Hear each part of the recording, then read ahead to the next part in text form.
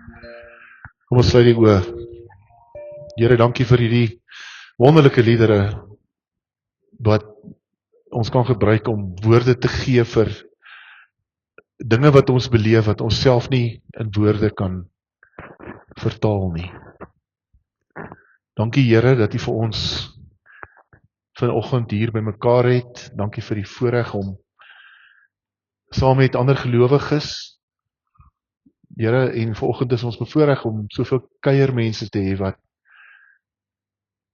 met hulle hier wees, sê, hoorie, ons glo ook in hierdie Jesus wat opgestaan het. Skep moed, Clarence gemeente. Julle is nie alleen nie. Thank you for our visitors from another continent who has deep roots in this community. Thank you that this morning we can just know that wherever we are on earth, we do have fellow travelers on the road behind our Lord Jesus. Here, ons wil vanoggend die woord oopmaak in hierdie teks in Johannes 20 en ons wil saam verder dink oor die opstanding.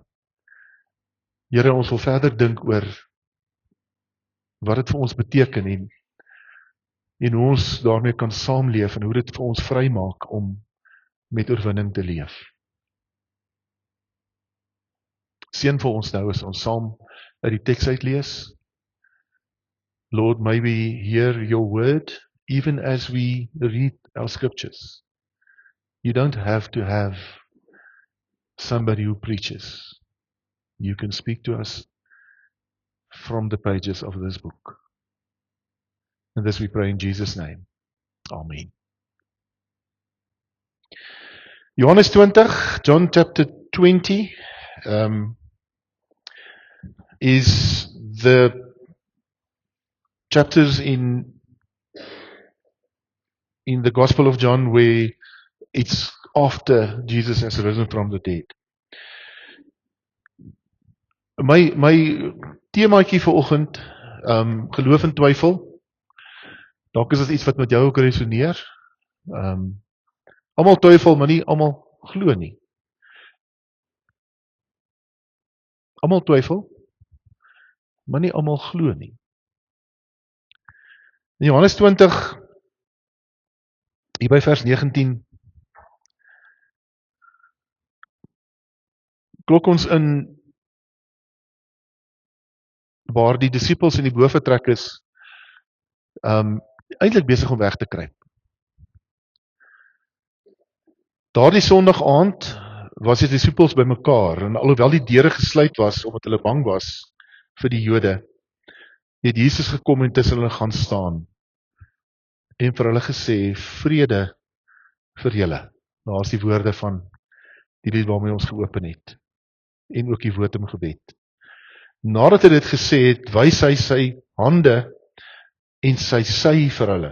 Die disippels was baie bly toe hulle die Here sien. Vrede vir julle, sê hy weer vir hulle. Soos die Vader my gestuur het, stuur ek julle ook.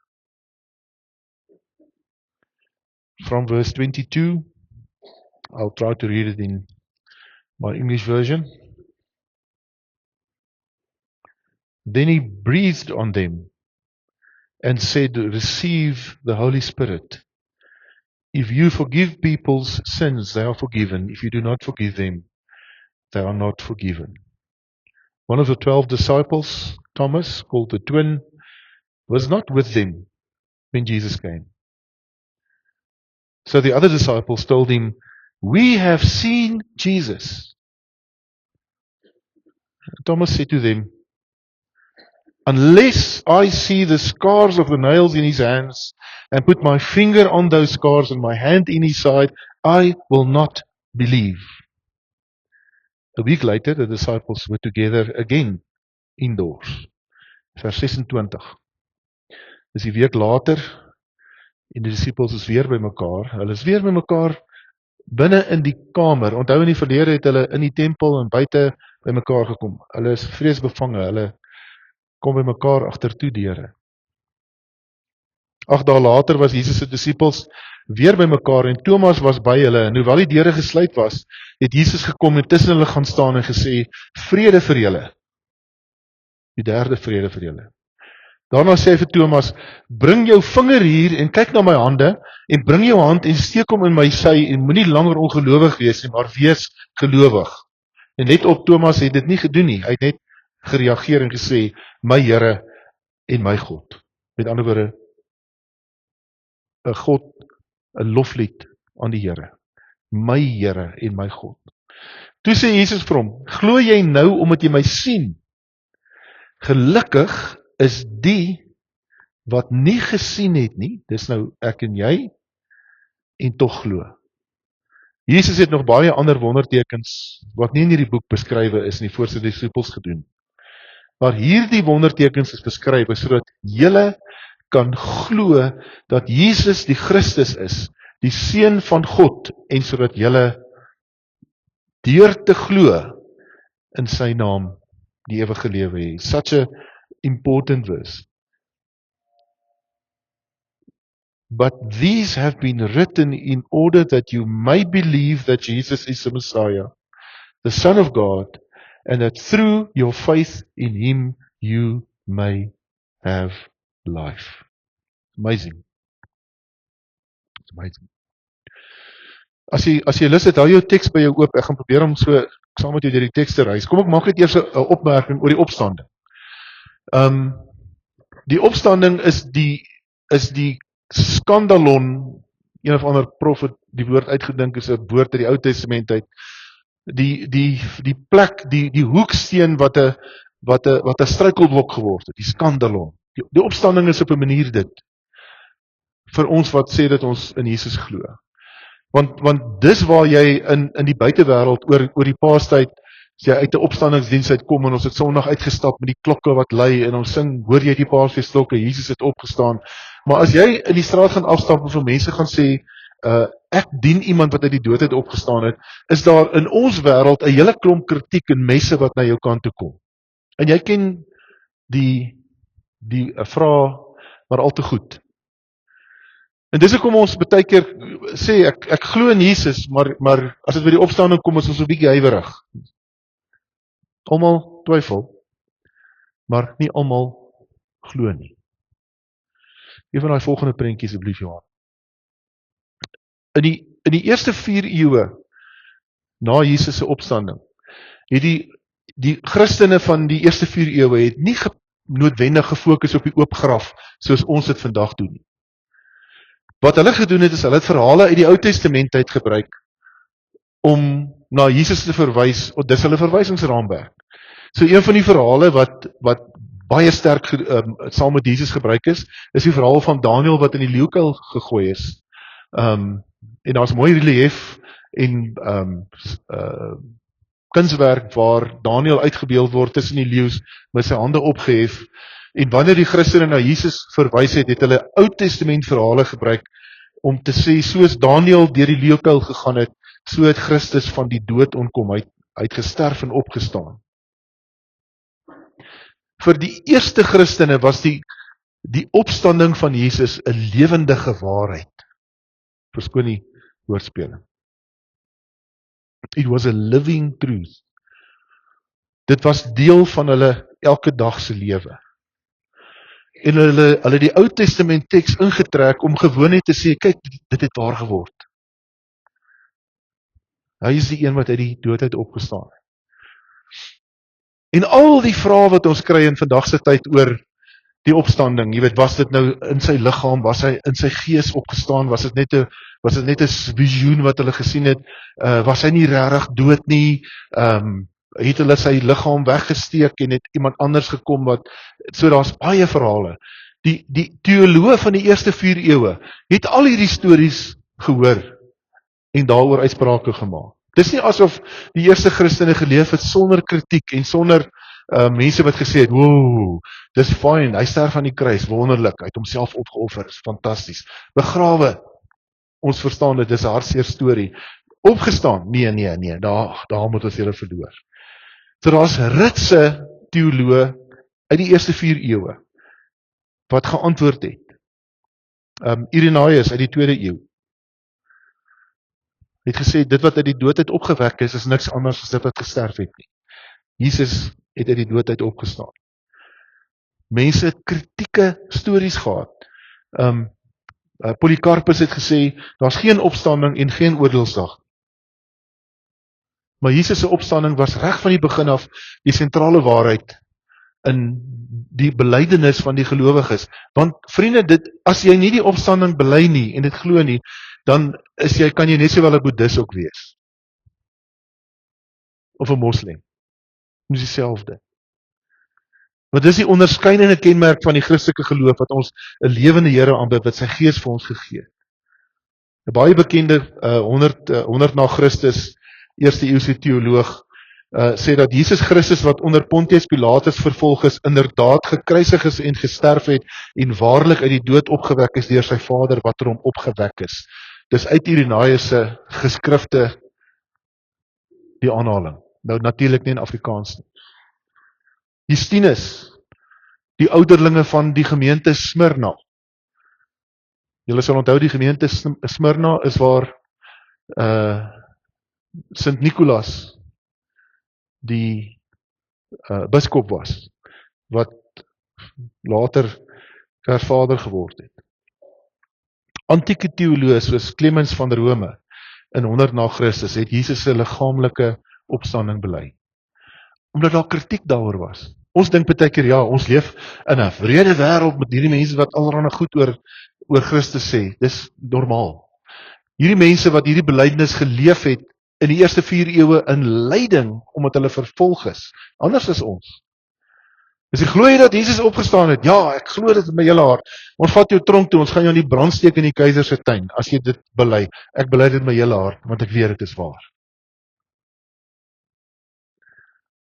'n tweede interessante ding, is ek het in Nederland, eendag was ek in 'n seminaar van 'n prof wat sy hele lewe lank grafskrifte bestudeer het.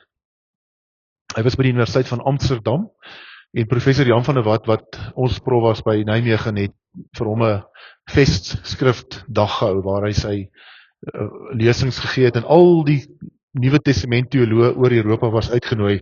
Ek het daar so rondgekruip soos die kerkmuis. Ek het laat ingekom en vroeg uitgegaan, want almal was mense wie se boeke ek moes lees. Aan wonderlike geleentheid. Maar ek het vir myself gesê, my genade, hoe kan 'n mens vir jou hele loopbaan grafskrifte bestudeer? Daar's 'n rede. Want in die eerste 4 eeue was die verskil tussen heidene en Christene se opskrifte by hulle graf, en dit wat op hulle grafte gestaan het, totaal verskillend. Heidene het gesê, daar's geen hoop nie, daar's geen lewe na die dood nie. Een van die grafskrifte sê, die Romeinse godin Fortuna maak baie beloftes, maar sy kom niks daarvan na nie. Leef vir die huidige dag en uur, want ons kry niks anders. Ek kan dit nie in Latyn vir jou voorlees nie, so ek lees dit in Afrikaans. Ander heidense geskrifte dui op lewe na die dood, maar lewe sonder vreugde. En dan, as jy die Christene se grafskrifte lees, die teologie daarvan, wat sê, in vrede, in lux perpetua, in ewige lig, vir die Christene, as die dood te slaapbaarheid weer gaan wakker word. So practical, as to what do I write on my grave, was the fact that Jesus died and rose again so we can die and live. And live even before we die. So practical, so eenvoudig. So wanneer ons praat oor die opstanding, vriende, is dit nie iets wat ek oor praat omdat ek betaal word om dit te doen nie. Die probleem van 'n dominee wees is dat jy word betaal om jou werk te doen deur die gemeente. So mense sê, ja nee, hy moet dit sê. Hy kan nie iets anders sê nie. Wel, ek kan nie iets anders sê nie, want ek glo dit met my hele hart. Of ek nou daarvoor betaal word of nie. So kom ons gaan na die teks toe en kyk gou vinnig wat in die teks gebeur het. Die disipels skryf weg agtertoe deure. Aan die begin van Johannes 20, wat gebeur? Maria gaan na die graf toe. En sy word die eerste predikant, eerste evangelis, nee? Wat vir die disippels die boodskap bring van Jesus. Jesus het daar gesê, gaan sê vir die disippels. Dis simbolies dat ons vandag 'n vroue diaken bevestig as diaken. Want dis die teks waarin ons is.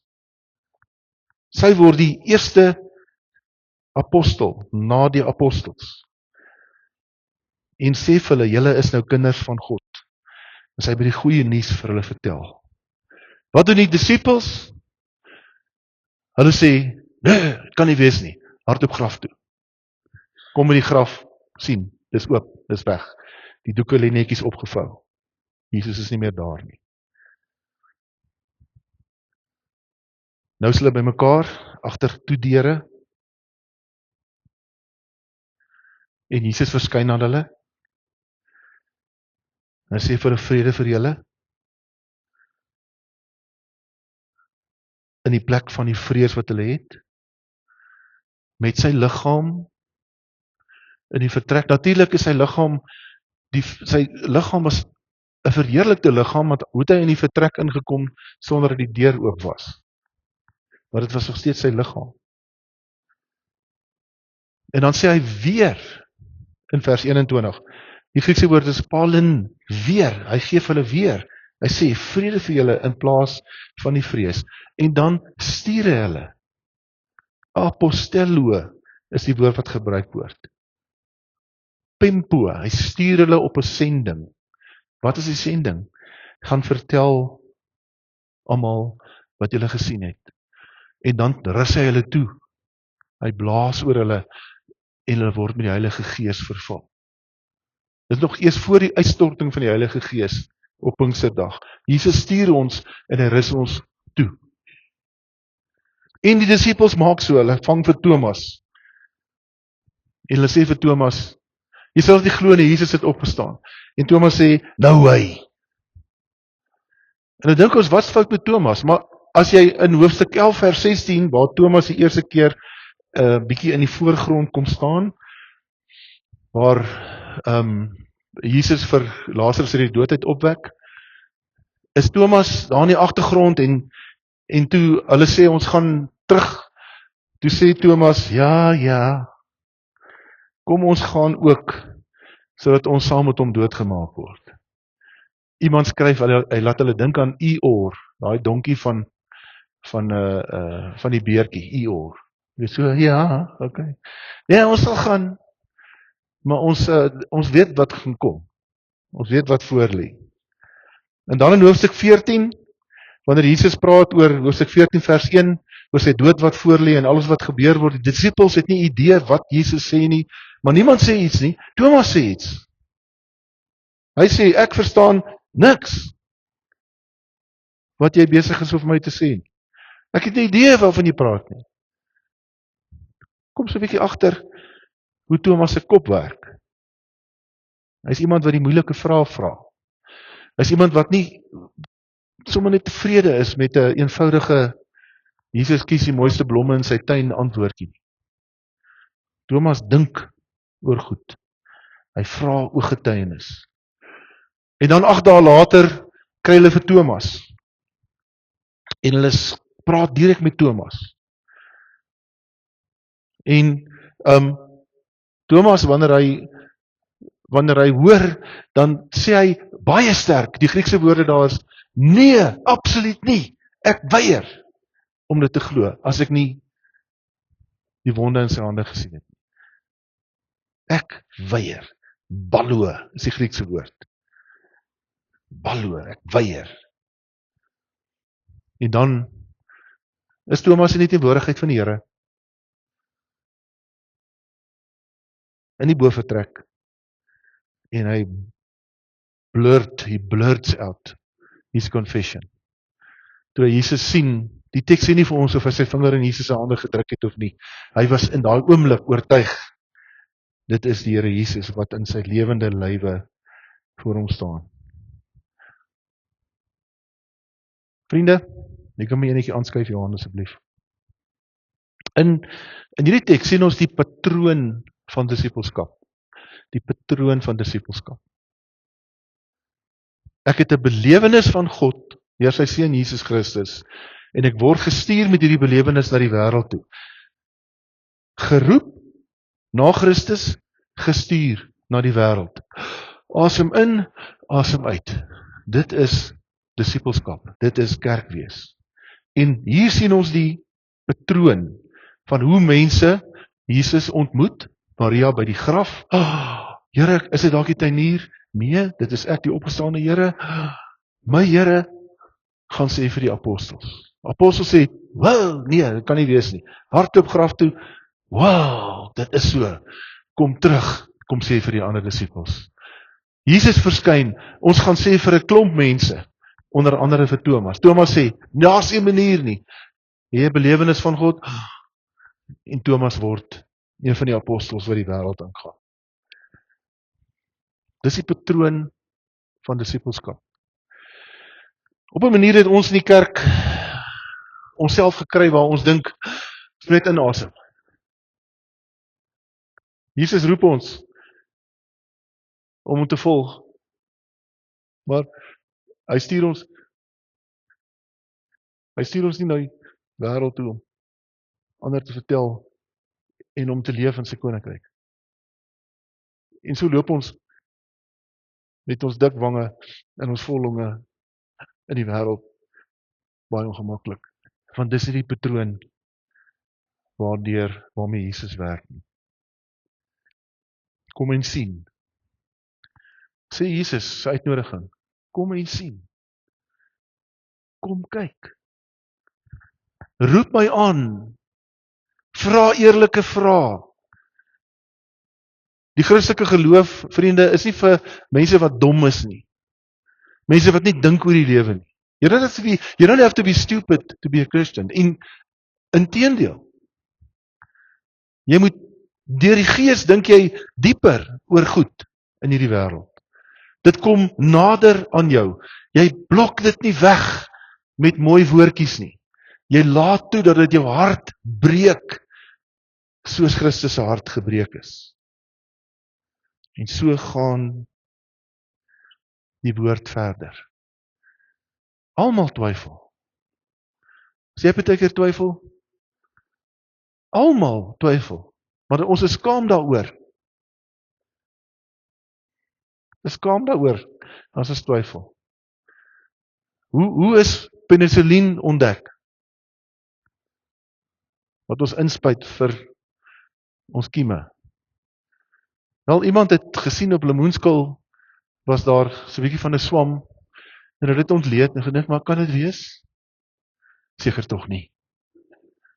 Kan tog nie wees nie. Waar begin waarheid? Dit begin met wonder. Kan ons die woord twyfel vervang met wonder? Van wonder na verwonder? As jy soms twyfel, vriende, dit is deel van die menslike, maar ons is geroep om te glo. Party van ons, Stefan Joubert sê altyd, ons word, twyfel het 'n deug geword. Twyfel is die nuwe ding wat mens doen, en dan skryf jy 'n brief in die koerant en sê, ek was nou 50 jaar lank 'n dominee, maar ek was eintlik die laaste 30 jaar nie meer 'n Christen nie, ek het getwyfel. En mense gaan en hulle dekonstrukteer hulle geloof. Al die slim mense en die mense wat baie CD's verkoop het met liedjies en baie boeke verkoop het met baie geld gemaak het uit ons wat hulle boeke gelees het, they come around and they say, no, we are deconstructing our faith now, we are not believing anymore. Moenie deur die twyfel, Jakobus 1, moenie deur die twyfel heen en weer geslinger word nie. Twyfel, maar moenie daardeur heen en weer geslinger word nie, want my geloof hou my aan God vas. My twyfel, my wonder maak dat ek nader aan die Here kom. Dat ek beter verstaan, dat ek dieper in my geloof in beweeg. Aan die einde is Thomas se moeilike vraag en sy wonder nie die hoogtepunt van hierdie verhaal nie, dit is my Here en my God. My Here en my God. Maar die volgende prentjie asseblief, Johan. Kan ek dit bely? Ek glo Jesus het opgestaan uit die dood. I believe Jesus Christ is risen from the dead. Met my hele hart. Kan ek dit deel met ander? Of hak ek 'n manier was. Hierdie skildery het ek al vir julle gewys, ek wil hom vanoggend weer vir jou wys, dankie. Dis 'n Van Gogh se skildery Die Kerk by Ouwer. En wat die interessante is van hierdie skildery is dat die kerk het nie 'n deur nie. Die pad loop om die kerk is daar, jy kan hom nie mis nie. Die pad loop om die kerk, maar daar's nie toegang nie, daar's nie, ook nie uitgang nie, daar's nie ergens waar die goeie nuus uitkom nie. En hier in die tyd van die opstanding, in die Paas-Sondag, tweede Paas-Sondag, kom die Here vanoggend na my toe, en hy sê vir my, moenie soos daai kerk wees nie. Hy sê vir Clarence se geloofsfamilie, moenie soos daai kerk wees nie. Moenie dat mense hier verbyry op 'n Sondag en sê, o, dis oulik, mense gaan kerk toe. Verder hoor en sien hulle van ons niks. En van die lewe van oorvloed waarvan Johannes praat, dis Johannes se woorde, Johannes 10 vers 10. Ek het gekom sodat hulle die lewe kan hê en dit in oorvloed. Life in abundance. Van dit is daar nie sprake nie. Ons versink, ons dra swaar aan ons twyfel. Want ons dink ons moet dit van die Here af weghou. Ons hoop eendag glo ons weer. Nee, kom daarmee na God toe, soos Thomas. Sê, no way. Is hierdie waar, Here? Ek sê dit vir jou. Sê vir my anders deur die Gees. En God ontmoet ons daar op baie plek. Kan ek jou nooi vanoggend? Kan ek jou nooi om dalk jou twyfel voor die Here oop te maak? Die vrae wat jy vra, die goed waar jy wonder. Can I invite you to open up the things you wonder about to Jesus? You know what he will say. Come and see. Come and see. Kom ons bid. Ag Here, ons is so bevoorreg om hierdie teks te kan lees. Ons sou graag in die verhaal wou wees. Ons sou graag ergens in daai kamer wou wees. Ons sou graag langs Thomas wou gesit het as hy sy belydenis maak. Maar Here, ons lees dit en ons is deel daarvan. En dankie dat ons vanoggend uit toe kan kom met ons vrae. Dankie dat Christene in die eerste eeu al hierdie vrae gehoor het en Here dat hulle in U bly glo het in die dood in. Want hulle het geweet, die nuwe lewe uit die opstanding uit begin vandag. Begin nie eendag eers as ek doodgaan nie. In my gebed vir ons in hierdie Paastyd en Pinkster wat kom, Here, dat U vir ons, dat U ons oë sal oopmaak, dat U ons sal nuut maak. Maar Here, dat U ons ook vrymoedigheid sal gee, die vrymoedigheid van 'n Thomas. Om te sê, nou hy, ek kan nie by hierdie verbykom nie. Ek kan nie by die dood van hierdie geliefde verbykom nie. Ek kan nie by hierdie ding wat my gebeur het verbykom nie. Ek kan nie by hierdie trauma wat ek beleef het verbykom nie. Ek kan nie daarmee verbykom dat ek dink God het hierdie goed aan my gedoen nie. Dankie dat ons daarmee na U toe kan kom. En dat U vir ons sê, kom kyk, come and see. Ons bid dit in Jesus se naam alleen. Amen. Ek wil graag die geleentheid gebruik om vanoggend vir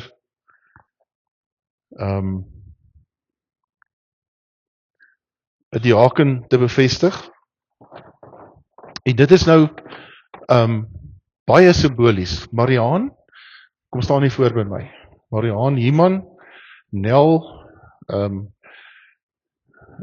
dit beteken haar nooiens van is Human en haar man se van is Nel. Dis nou Johan alias JP, aka the Groundmaster. Maar dit kan julle van na die tyd vra. Mariaan is vir my wonderlik vanoggend om met hierdie teks ook vir jou te bevestig as diaken. Omdat die teks leer ons, die vrouens was die eerste predikers. Die vrouens het na die graf toe gegaan en kom vertel. Eintlik die opdrag gekry om te vertel. En hulle het. So ek wil graag vir julle as gemeente en vir Mariaan voorhou wat dit beteken om 'n diaken te wees in ons gemeente. Die rol of die ampt van die diaken is in die vroeë kerk ontwikkel, hoofsaaklik om die fisiese behoeftes van die lede van die liggaam van Christus te bedien. In Handelinge 6 sien ons dat die praktiese lewensomstandighede van die mense wat in Jerusalem agtergebly het, hulle het nie huise gehad nie, hulle het by mekaar gebly, hulle moes vir mekaar sorg. En die apostels het gesê, jy kan hom maar Black Johan, hy wil nie saamwerk nie. Ek dink die mense weet waarmee ons besig is.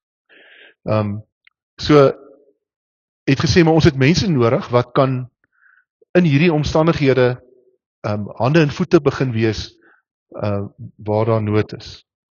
Ook soos die kerk uitgebrei het logistieke uitdagings ontstaan by vergaderings, weens die grootte van die gemeenskap. Die apostels het hulle hande vol gehad om die geestelike behoefte van die kerk te versorg. Hulle het besluit om 7 leiers aan te stel, wat na die fisiese en die administratiewe behoeftes van die liggaam kan omsien. 2 van die 7 diakens wat aangestel is, was Filippus, die evangelis, en Stefanus, wat later die eerste Christelike martelaar geword het.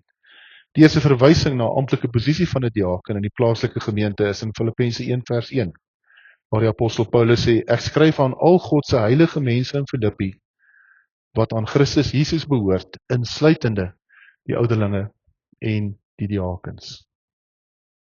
Wat is die eienskappe van 'n diaken? Paulus skryf dit in 1 Timoteus 3. Hy sê op dieselfde manier moet diakens gerespekteer word en integriteit hê. Jy sien, respek en integriteit gaan saam, nie? Hulle mag nie swaar drinkers of oneerlik met geld wees. Hulle moet toegewyd wees aan die geheim van die geloof wat nou geopenbaar word en met 'n goeie gewete moet lewe. Net so moet vroue gerespekteer word. Hulle moet selfbeheersing uitoefen en nie ander laster nie, getrou wees in alles wat hulle doen. 'n Diaken moet getrou wees as huweliksmaat aan sy of haar gesin en huishoudelike sake sinvol en verantwoordelik hanteer. Dis 'n leiers verantwoordelikheid in die kerk waar God sê dit vra van jou 'n groter toewyding. Marianne, ons ken vir jou in ons geloofsfamilie al vandat ek hier is. Jy's lank voor my hier gewees en jou borrelende getuienis van Jesus se liefde is amper kenmerkend van jou.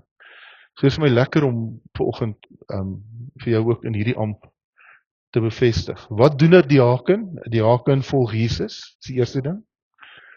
Hulle bly agter Jesus aanloop. 'n Diaken is lief vir haar mense. Moet lief wees vir jou mense, vir hulle omgee. As daar iets is wat jy iets kan doen, doen dit. As daar hulp ingeroep moet word, roep dit in. Jy ondersteun jou mense. Luister so 'n bietjie fyner. Die diakens is die gom wat die geloofsfamilie aan mekaar bind. Die ouderlinge is die ouens wat probeer om geestelik te bearbeid. Die diakens hou ons by mekaar en neem ons op pad. Diakens help. Hulle help wanneer ons saam is. Groet mense, help ons met dankoffers opneem, dienstydens en nagmaal en ander goed wat deel is van 'n gemeente is se saam wees. 'n Diaken werk saam met die leiers van die gemeente, ouderlinge en kerkraad. Met ander woorde, jy's nie net 'n dienaar nie, jy's ook iemand wat verantwoordelikheid beteken om saam te onderskei wat die Here se wil is. En dan lei in Jesus se voetspore, deur die kerkraad, maar ook in jou verhoudings met gemeentelede, moet ons navolgingswaardig wees. Mense moet kan sê, die Jesus wat sy dien, is daar, ek sien hom, ek stap saam met haar. Marianne, jy hoor al die dinge, so kom ek vra vir jou een of twee goed. Is dit jou belydenis dat jy die Here Jesus lief het met jou hele hart? Ervaar jy dat die Here jou geroep het om te dien as 'n diaken in ons geloofsfamilie? Is jy bereid om hierdie diens te aanvaar en na die beste van jou vermoë dit uit te leef? Liewe gemeente, aanvaar julle en ontvang julle vir Marianne as 'n diaken in ons geloofsfamilie en beloof julle om haar te ondersteun en saam met haar te werk en haar te respekteer. Wat is julle antwoord? Dankie. Ek vra dat die kerkraad wat hier is hier na vorentoe kom, dat ons vir haar saam 'n gebed doen. Staan gerus nader.